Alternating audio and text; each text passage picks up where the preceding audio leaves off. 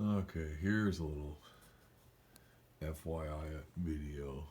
Changing the timing belt on a 2007 2.5T. Here's your timing marks, because I had a hard time finding it. You see there's the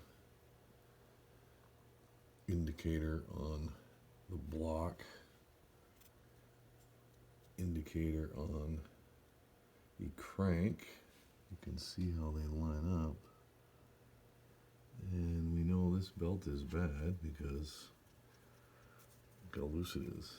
Lucky that this, we're changing it now, but that's what it looks like. Luckily I have the end and out because of an issue with the old motor throwing a rod.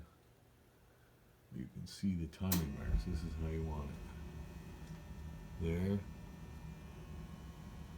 There. I was concerned that it didn't line up quite correctly, but I believe this is warped plastic indicator. It lines up there, but I know the crank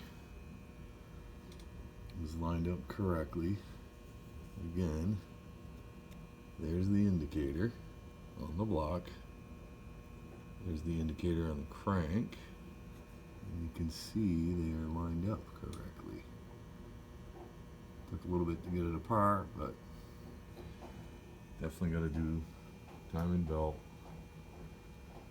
tensioner, idler, and I'm going to change the water pump for an extra $50. Might as well do it when I get out of the car. Little information for you. Thank you.